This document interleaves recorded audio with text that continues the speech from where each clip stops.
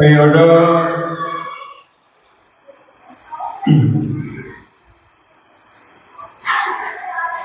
tanggal 19 Januari sampai dengan 25 Januari tahun 2024. Untuk itu akan kami bacakan secara singkat laporan keuangan tersebut.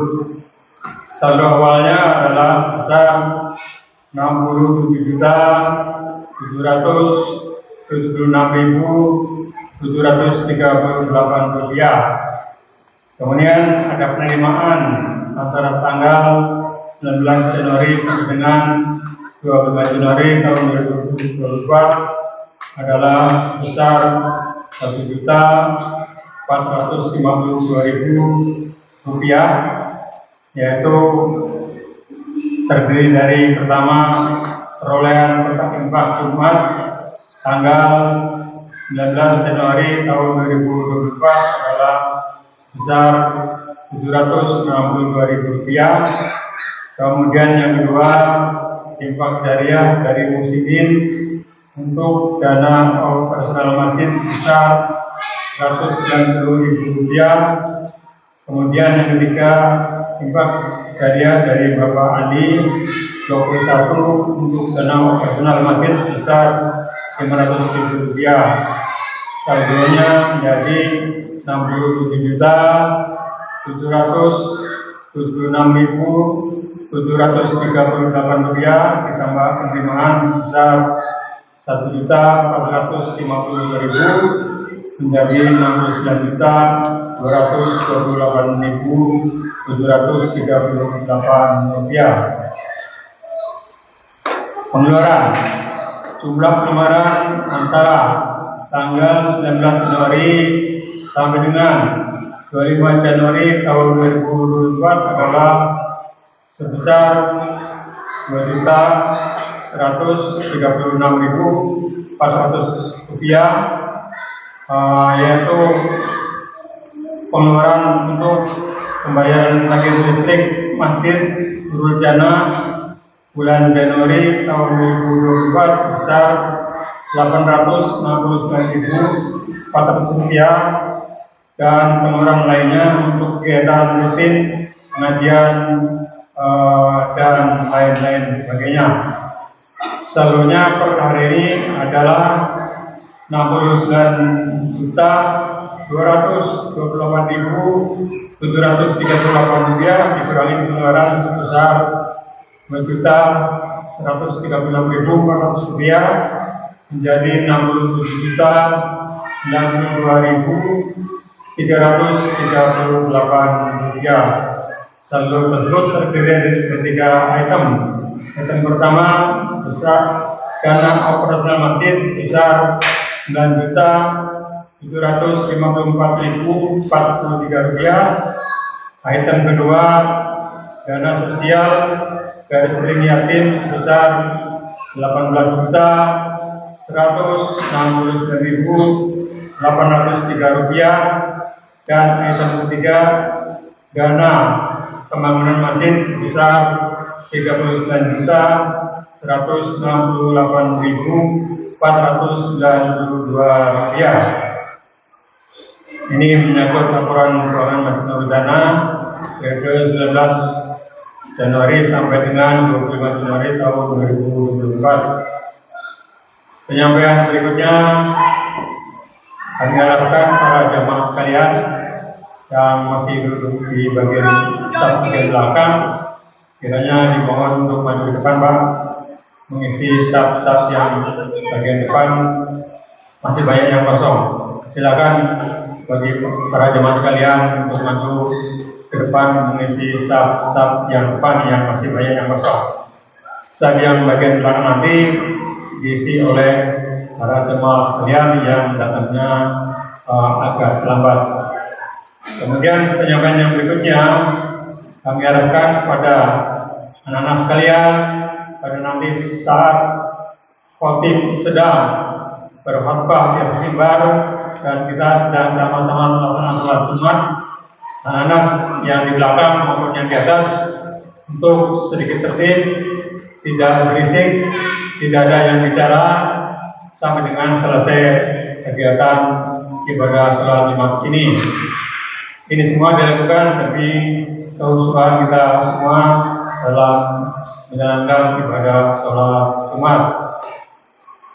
Kemudian penyampaian berikutnya kami harapkan pada anak-anak sekalian nanti begitu selesai salam, ya anak-anak di belakang, tolong didengarin anak-anak di belakang ya. Begitu selesai salam, pada saat anak-anak mengambil konsumsi, dimohon agak sedikit tertib, ya, jangan pada rebutan dan berisik, ambil sedengan masing-masing sehingga bisa berjalan tertib dan tidak mengganggu kegiatan ini para jemaah sholat Jumat yang ada di dalam masjid ini. Demikian kiranya penyampaian kami.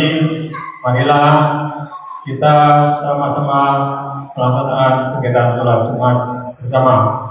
Wabillahi taufiq wal hidayah. Wassalamualaikum warahmatullahi wabarakatuh.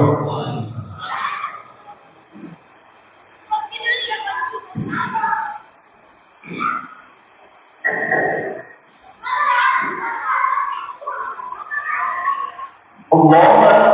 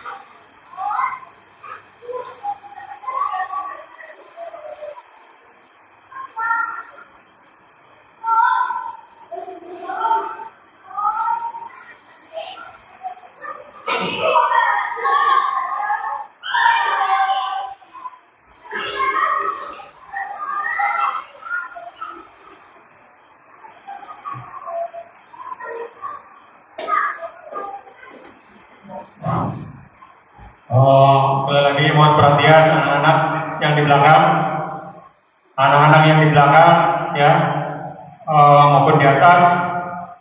Kita akan segera masuki khotbah. Untuk itu anak-anak dimohon untuk diam di tempat, ya, jangan teriak-teriak, jangan lari ke sana mari. Dan kami harapkan pada para orang tua yang membawa anak-anaknya dimohon untuk mendampinginya agar anak-anaknya tersebut tidak berlarian ke sana mari. Demikian, terima kasih.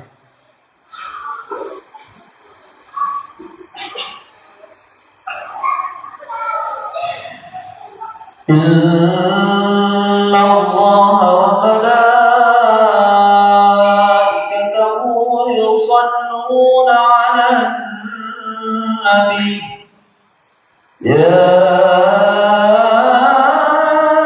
أيها الذين آمنوا صلوا عليه وسلموا تسليما.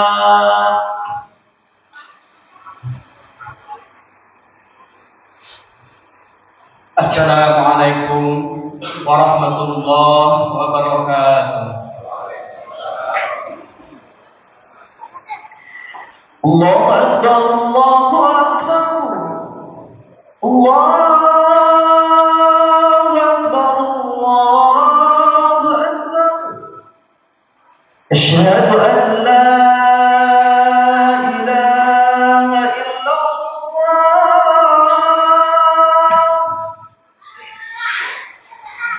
أشهد أن لا إله إلا الله.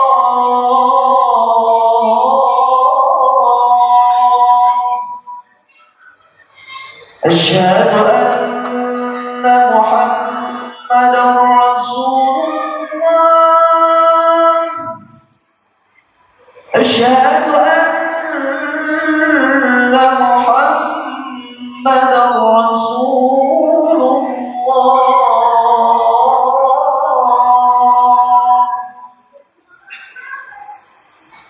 حي على الصلاة،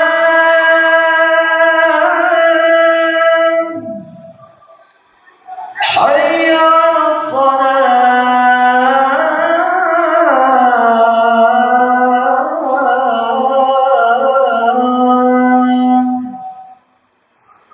حي على الفلاح،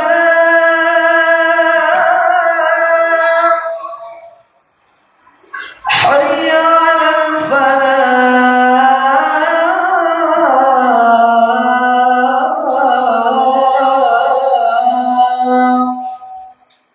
الله أكبر، الله أكبر. لا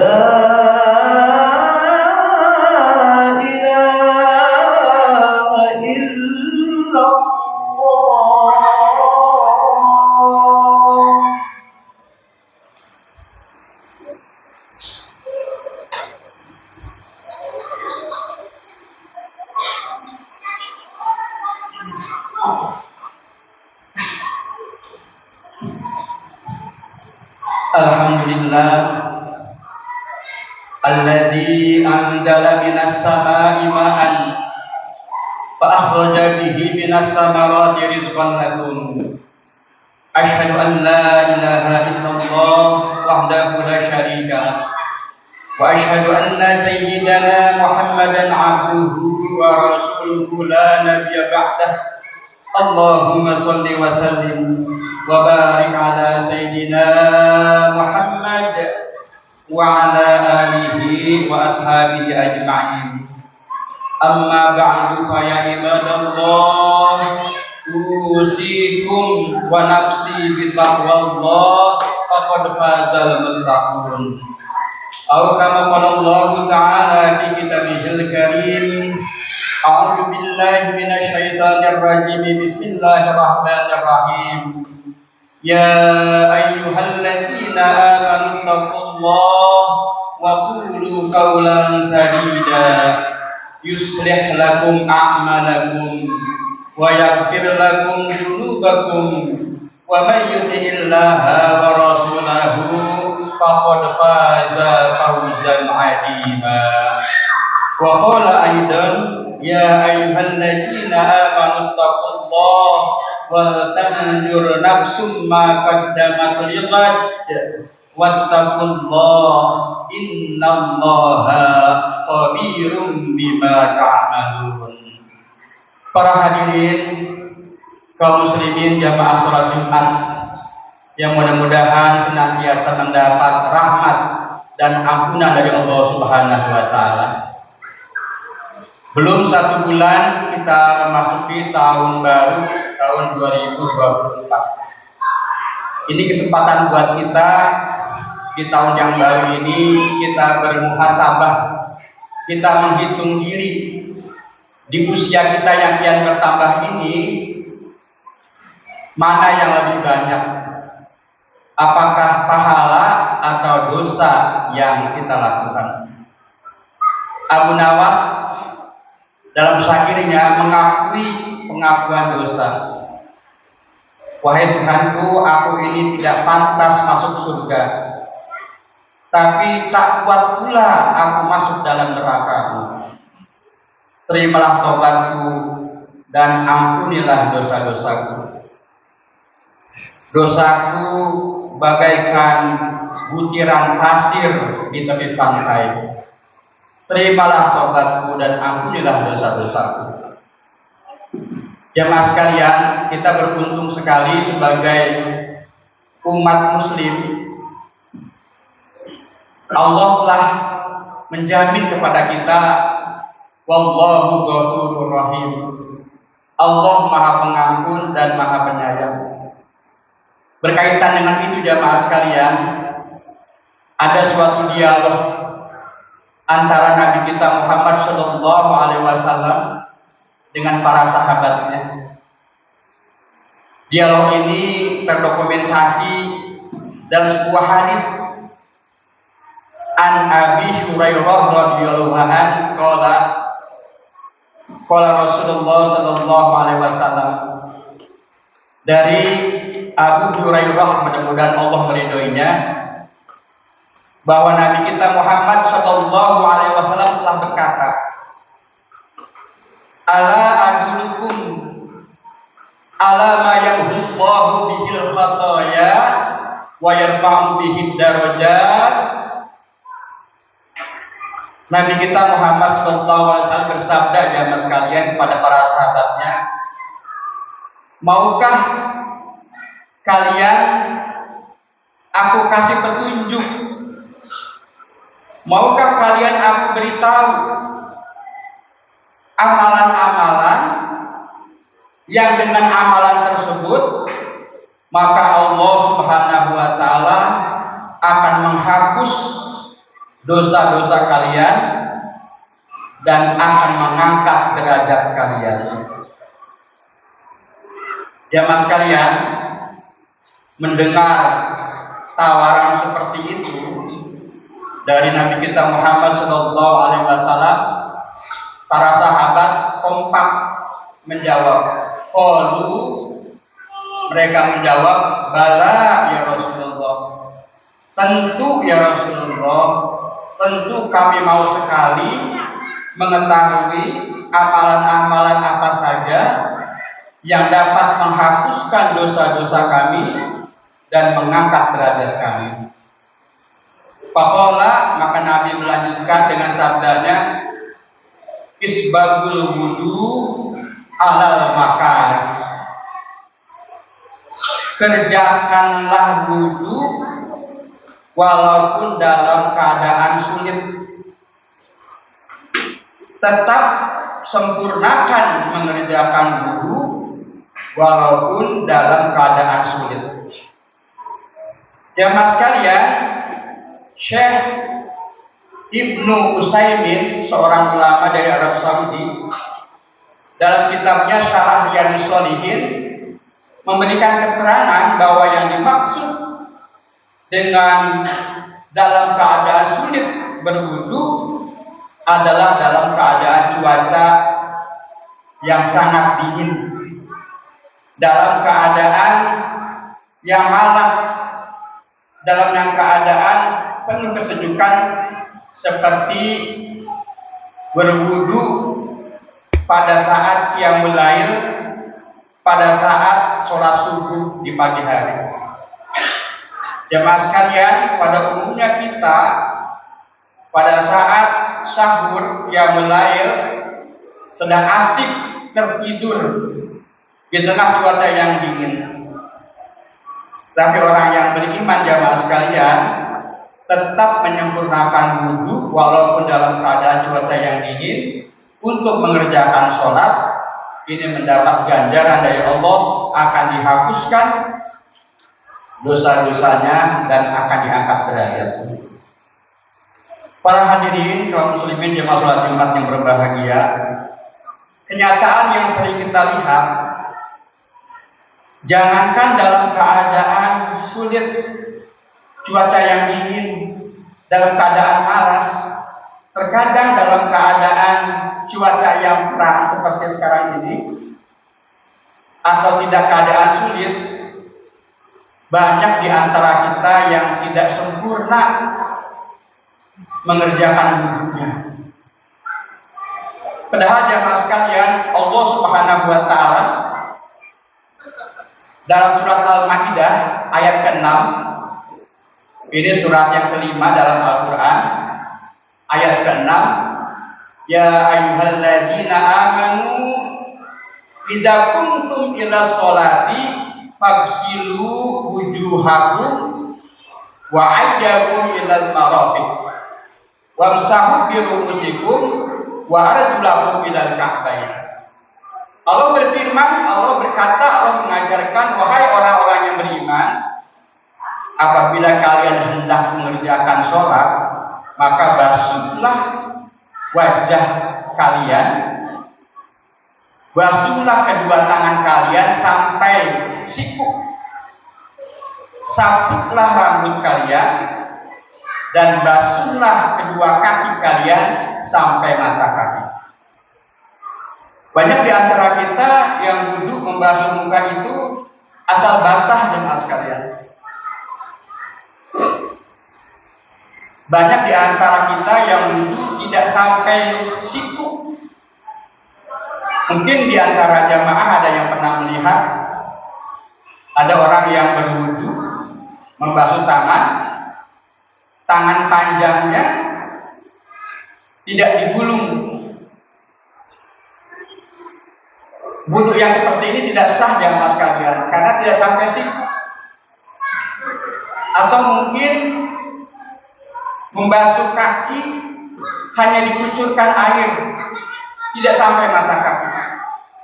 Kalau wudunya tidak sempurna, tidak sah, maka dapat dipastikan sholatnya tidak sah. Rugilah orang yang seperti ini. Sudah capek-capek sholat, tapi tidak diterima oleh Allah Subhanahu wa taala. Para hadirin kaum muslimin jemaah salat Jumat yang berbahagia, sekalian tentang membicarakan masalah syarat sahnya sholat. Zaman sekarang ada mode pakaian yang sering dipakai oleh anak-anak muda kita. Itu pakaiannya tinggi, bagian bawahnya tinggi, dan mereka pakai celana jeans yang bagian pinggangnya itu rendah. Khatib sering menyaksikan ketika berdiri auratnya tertutup, tapi ketika rukuk dan sujud, maaf, sampai kadang-kadang bokongnya terlihat, auratnya terbuka ya mas sekalian.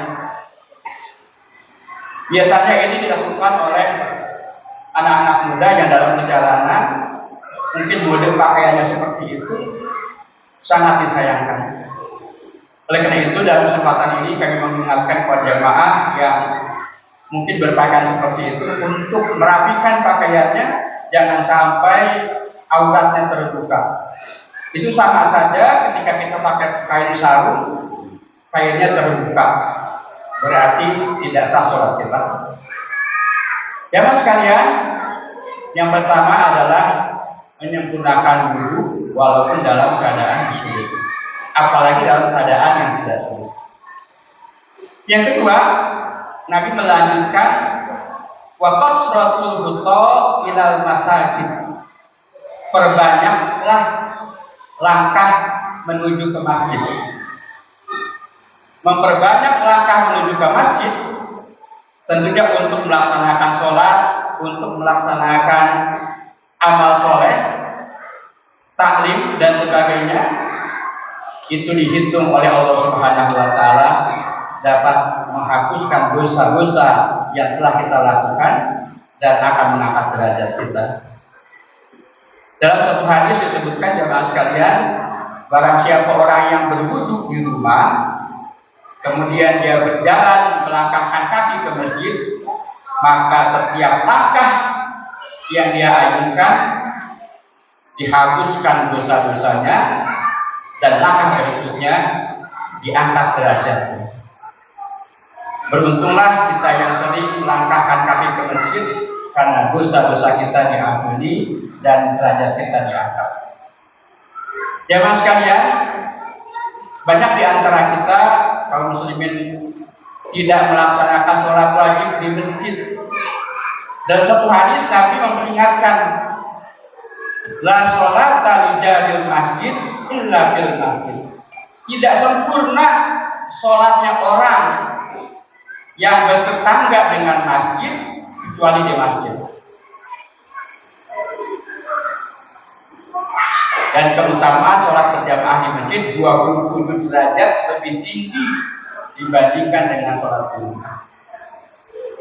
Suatu ketika ada seorang sahabat jamaah sekalian, namanya Abdullah bin Umi Maktum. Beliau ini tunanetra. Suatu ketika beliau meminta dispensasi, meminta keringanan kepada Nabi, ya Rasulullah, aku ini buta dan tidak ada yang menuntun aku dari rumah ke masjid. Apakah aku boleh sholat di rumah? Ya, silakan. Tapi ketika Abdullah bin Maktum itu pergi meninggalkan masjid beberapa langkah, dipanggil, wahai Abdullah, apakah engkau mendengar suara azan? Iya, saya mendengar suara azan. Penuhilah panggilan suara azan tersebut untuk sholat di masjid. Jamaah sekalian, begitu besar melangkahkan ke masjid ini. Suatu ketika ada kisah masih Abdullah bin Maktum. Dia jalan ke masjid tertatih-tatih jamaah sekalian, hampir-hampir jatuh. Kita bisa bayangkan zaman dahulu kala belum ada kendaraan dan jalan masih kasar. Suatu saat dia hampir terjatuh dan ditolong oleh iblis sehingga dia tidak terjatuh. Abdullah bin Maktum bertanya, siapakah engkau? Aku iblis. Mengapa engkau menolong aku sehingga aku tidak jatuh? Aku menolong engkau karena aku iri. Kalau engkau jatuh, maka seluruh dosa-dosamu akan diampuni oleh Allah Subhanahu wa taala. Dan aku tidak rela dosamu diampuni. Maka aku tolong sehingga dosa kamu belum diampuni secara keseluruhan. Melangkahkan kaki ke masjid mempunyai pahala dihapuskan dosa-dosanya dan diangkat derajatnya. Yang ketiga jamaah sekalian, Nabi SAW melanjutkan wantizarus sholat ba'da sholat. Yang ketiga adalah menunggu sholat setelah sholat.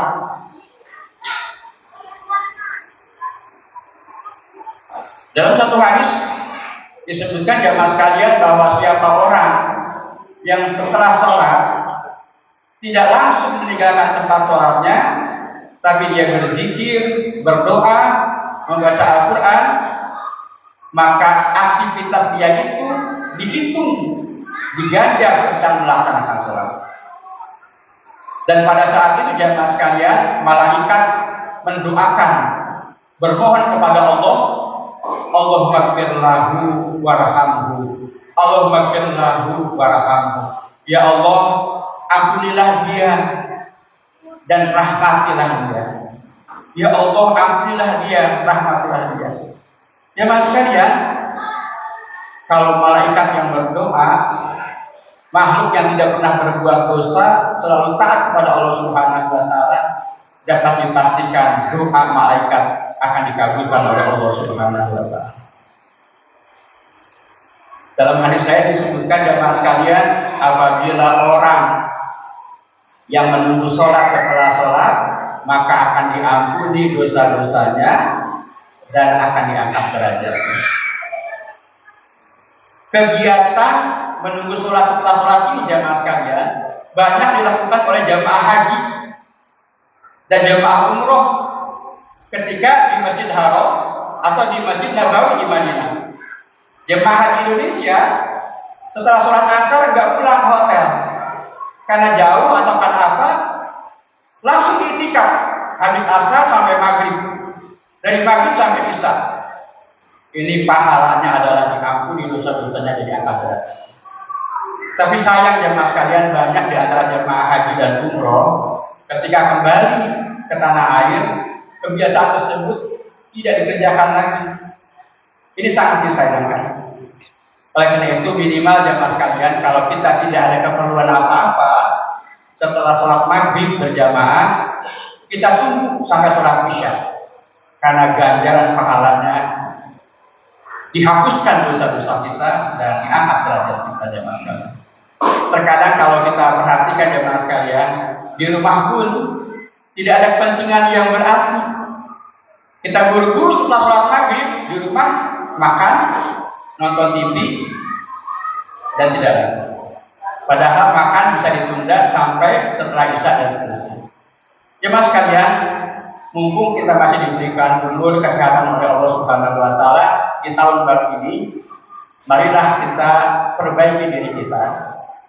Kita hapuskan dosa-dosa kita dengan cara melaksanakan apa yang diamanatkan oleh Nabi kita Muhammad SAW. Kita kerjakan wudhu walaupun dalam keadaan sulit, kita berbanyak langkah ke masjid, dan kita menunggu sholat setelah sholat. Mudah-mudahan Allah Subhanahu wa taala memberikan kepada kita kekuatan, memberikan taufik dan hidayah sehingga kita bisa melaksanakan apa-apa yang telah diamanatkan oleh Nabi kita Muhammad sallallahu alaihi wasallam. Amin ya Allah ya rabbal alamin. Barakallahu li wa lakum wa li jami'il muslimin wal muslimat wal mu'minin wal mu'minat fastaghfiru innahu huwal ghafurur rahim.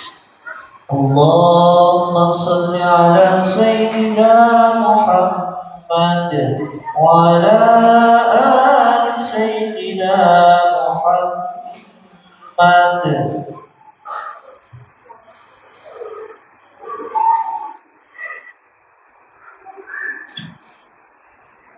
Innal hamdalillah nahmaduhu wa nasta'inuhu wa nastaghfiruh wa na'udzu billahi min shururi anfusina wa min sayyiati a'malina may yahdihillahu fala mudilla lahu wa man yudlilhu fala hadiya lahu.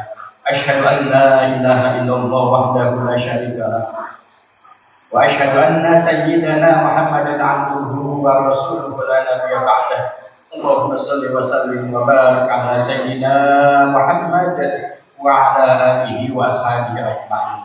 Amma ba'du fa ya ibadallah ittaqullaha haqqa tuqatih wa la tamutunna illa wa antum muslimun. Qala Allah ta'ala fi kitabihil karim, a'udzu billahi minasyaitonir rajim. Bismillahirrahmanirrahim. Inna Allaha wa malaikatahu yusalluna 'alan nabi.